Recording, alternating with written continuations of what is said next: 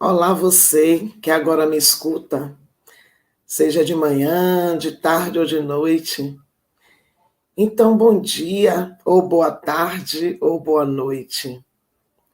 O que importa é que você está aqui para mais uma reflexão do Evangelho de Jesus, nosso mestre, nosso modelo, nosso parâmetro de vida plena.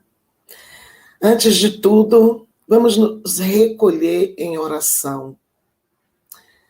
Querido Jesus, sê conosco neste momento de reflexões, para que possamos aproveitar cada palavra, cada ensinamento da melhor maneira possível para a nossa vida, para as nossas experiências.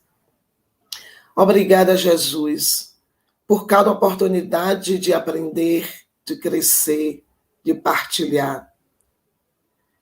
Que tenhamos condições de fazer escolhas melhores e que queiramos sempre investir na nossa melhoria espiritual. Sê conosco, Jesus, agora e sempre. As nossas reflexões de hoje são a partir de um texto de Emmanuel no livro Caminho, Verdade e Vida, cujo título é Para os Montes, pela psicografia de Francisco Cândido Xavier. Os evangelistas Mateus, Marcos e Lucas registraram o sermão profético de Jesus, as palavras que ele proferiu para que nos tempos vindouros pudessem ser apreendidas em sua profundidade. Tempos estes que nós agora já estamos vivenciando. João, o evangelista, também lá no livro do Apocalipse, igualmente confirma estas revelações do Mestre Jesus, levando-nos a compreender que nós, atualmente, estamos em plena transição que já tinha sido anunciada. No texto de Mateus, mais precisamente no capítulo 24, diz o seguinte: nesse tempo, muitos serão escandalizados e trair-se-ão uns aos outros, e uns aos outros se odiarão. E surgirão muitos falsos profetas e enganarão a muitos. E por se multiplicar a iniquidade, o amor de muitos esfriará. Mas aquele que perseverar até o fim, esse será salvo. E este evangelho do reino será pregado em todo o mundo, em testemunho a todas as nações, e então virá o fim. Quando, pois, virdes que a abominação da desolação, de que falou o profeta Daniel, está no lugar santo, quem lê, entenda. Então, os que estiverem na Judeia, fujam para os montes. E o texto do Evangelho prossegue com vários dizeres, vários alertas. Um deles também é assim: eis que o Cristo está aqui ou ali, não lhes deis crédito, se alguém vos disser isso, porque surgirão os falsos cristos e os falsos profetas, e farão tão grandes sinais e prodígios, que, se possível fora, enganariam até aqueles que foram escolhidos. E continua e diz assim mais adiante: o céu e a terra passarão, mas as minhas palavras não hão de passar. Mas daquele dia e hora ninguém sabe, nem os anjos do céu, mas unicamente o meu Pai. Então, Mateus continua o sermão profético que anuncia os tempos vindouros, tempos estes que nós atualmente já verificamos em acontecimentos, muitos daqueles que foram anunciados. em uma página, como eu disse, do livro Caminho, Verdade e Vida, de 1948, o título do texto é Para os Montes, Emmanuel vai comentar justamente este versículo registrado por Mateus. Então, os que estiverem na Judeia, fujam para os montes. O texto de Emmanuel diz assim: referindo-se aos instantes dolorosos que assinalariam a renovação planetária, aconselhou o mestre aos que estivessem na Judeia procurar os montes. A advertência é profunda, porque pelo termo Judeia devemos tomar a região espiritual de quantos, pelas aspirações íntimas, se aproximem do Mestre para a suprema iluminação. Antes de continuar o texto de Emmanuel, vamos aqui compreender esse primeiro parágrafo. Os comentários brilhantes de Emmanuel traçam esse panorama terreno. Deve-se levar em conta que esse autor espiritual escreveu esse texto no ano de 1948. Porém, é como se estivesse relatando àquela época tudo o que nós já estamos constatando, vivenciando agora, no planeta atualmente. O que atesta, o que configura essa visão ampla e profunda do que se já delineava para um horizonte da humanidade. O que é que significa estar na Judeia? Vamos entender o significado dessas palavras. Seria estar pronto para elevar-se, para ser conduzido a vivências superiores, estar justamente fazendo a vontade de Deus, estar de acordo com as leis divinas. E aí eu faço a minha reflexão. Estamos nós prontos? Quer dizer, estamos na Judeia? Estamos prontos para seguir nesta perspectiva de elevação? Ou ainda estamos rastejando em nossas dificuldades e colocando aquelas velhas desculpas para justificar as nossas opções, as nossas escolhas, muitas vezes equivocadas? Seria o momento justamente da separação do joio e do trigo. E Emmanuel continua da seguinte maneira: e a atualidade da Terra é dos mais fortes quadros nesse gênero. Em todos os recantos estabelecem-se lutas e ruínas. Venenos mortíferos são inoculados pela política inconsciente nas massas populares. A Baixada está repleta de nevoeiros tremendos. Os lugares santos permanecem cheios de trevas abomináveis. Alguns homens caminham ao sinistro clarão de incêndios. Aduba-se o chão com sangue e lágrimas para a semeadura do porvir.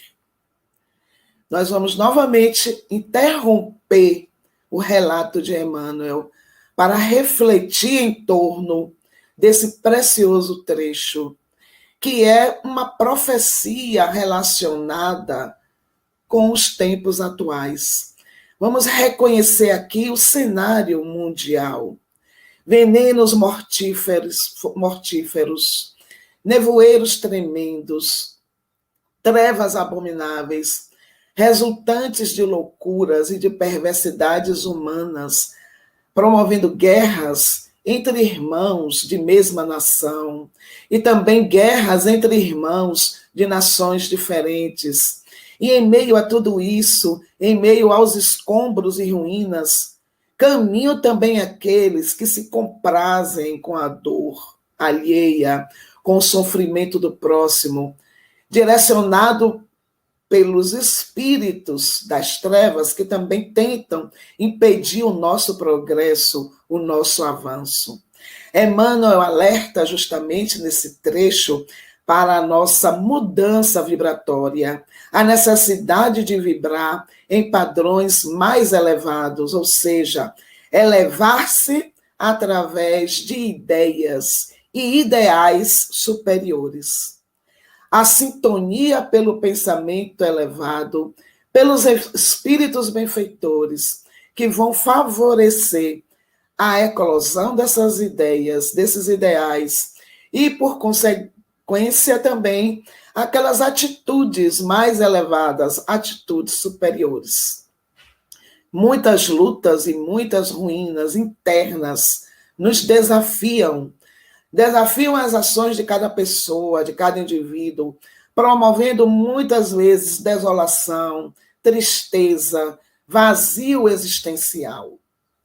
A busca por um direcionamento maior, o caminho para a felicidade verdadeira deverá prevalecer em meio a tantas intempéries.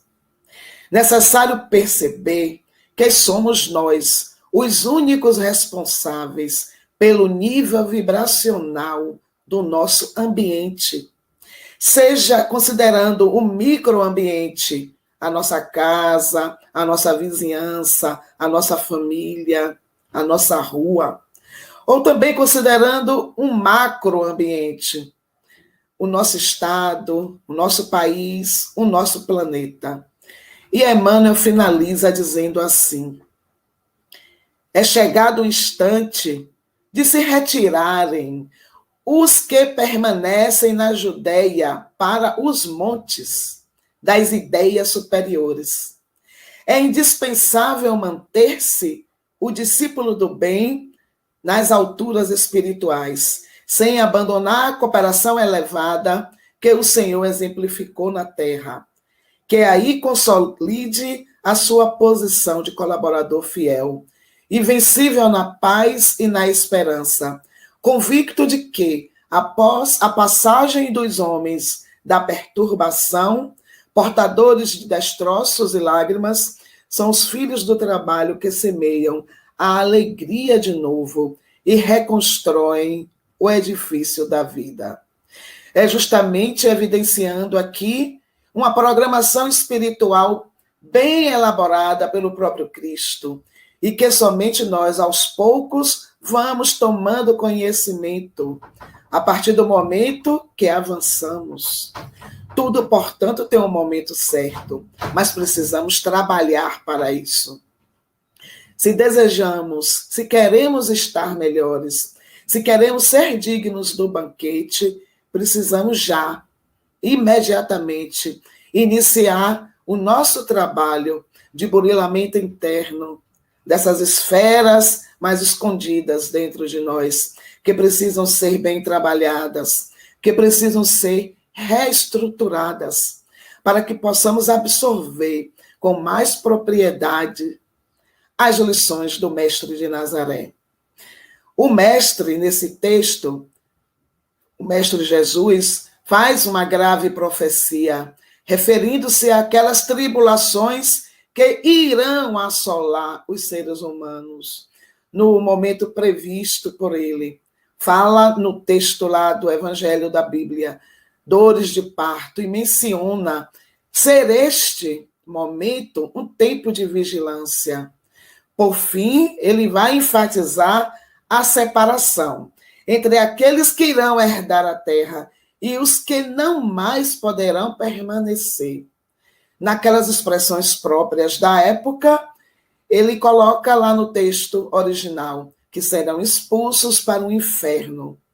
Mas nós já entendemos hoje o inferno como lugar de consciência, aquele lugar onde se ignora o bem, onde se ignora o bom e o justo, onde se ignora o amor. O sermão profético é longo, e é imprescindível atentarmos para o fato de que ele foi proferido há mais de 2000 anos. Por quem? Por Jesus, aquele que é o governador do planeta Terra, a nossa morada, onde viemos para fazer essa experiência na matéria, onde viemos para esse processo educativo.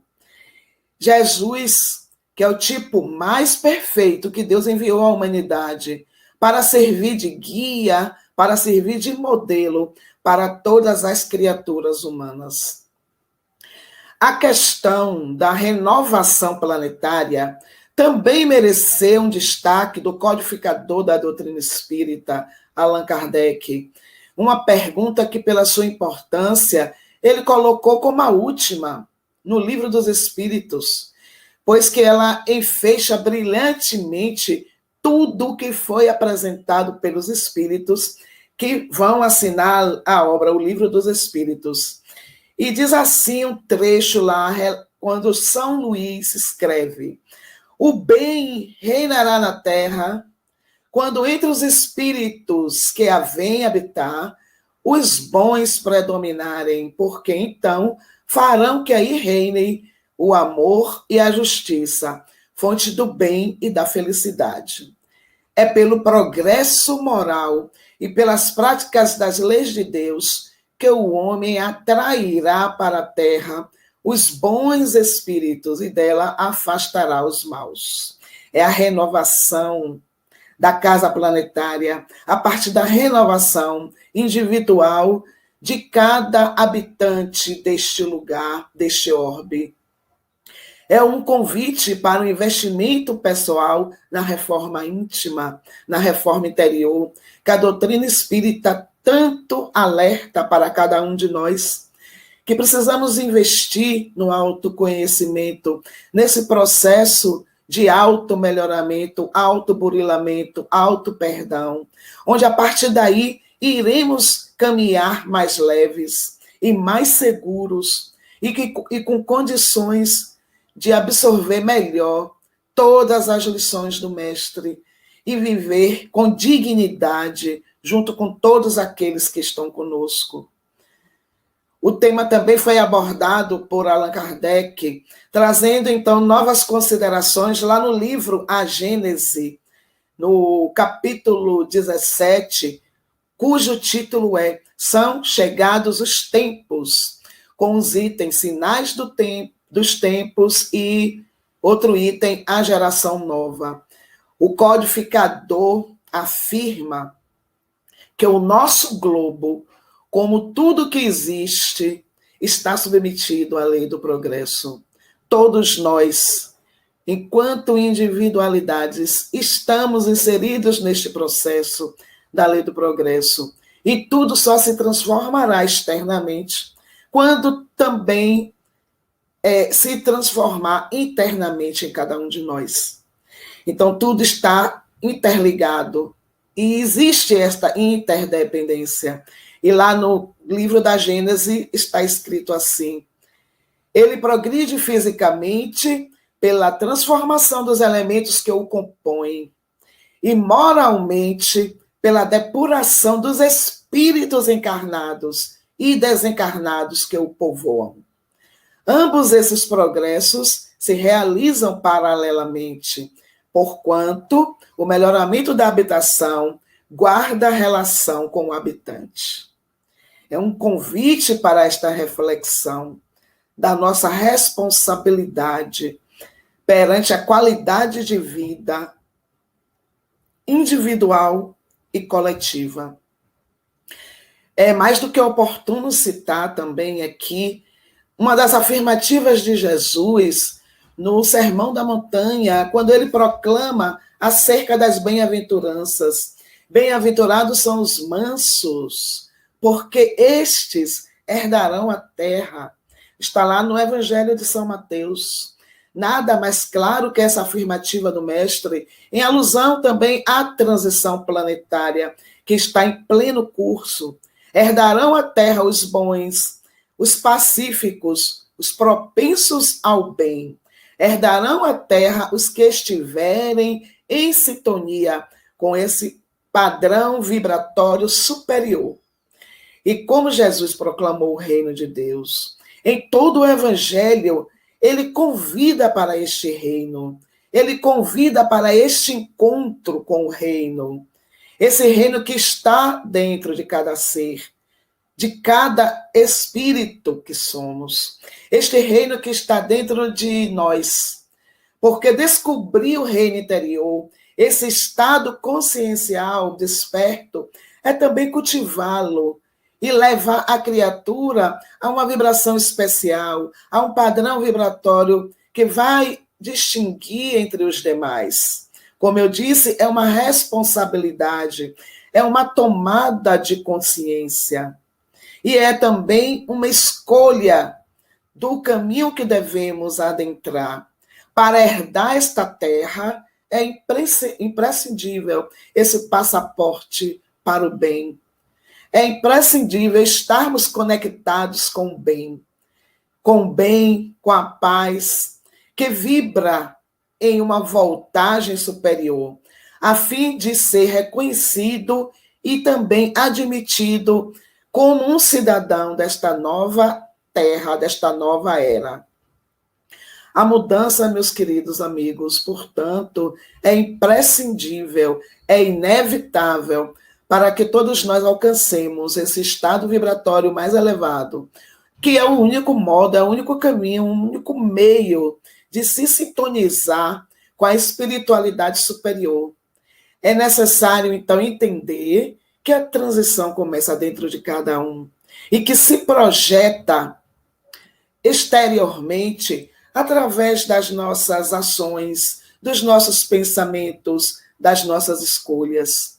O ser consciente é capaz de igualmente tornar consciente outras criaturas que serão motivadas também a seguir-lhes os exemplos.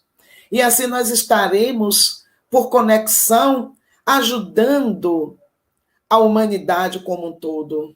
Esse é o objetivo dos espíritos superiores, que vão sempre escrever, já escrevem aquelas páginas que nos servem de alertas, aquelas mensagens que são transmitidas para nós de diversas maneiras, tentando abrir os nossos olhos, tentando abrir a nossa mente para que permaneçamos alertas, tentando abrir essas frestas mentais para aquele sono que estávamos vinculados. E para que tenhamos essa disposição, ainda na vida física, para termos esse trabalho de aprimoramento tão urgente, principalmente no momento atual. Mas, infelizmente, esse despertar também pode ser sofrido, porque lentamente nós percebemos a nossa própria penúria espiritual. E muitas vezes, como aquele filho pródigo, do belíssimo momento do Evangelho ensinado por Jesus, quando ele desperta, quando ele acorda, no meio daquela penúria, que estava no meio de vício, de degradação em que se encontrava, ele vai sentir saudade do Pai, que é o Criador.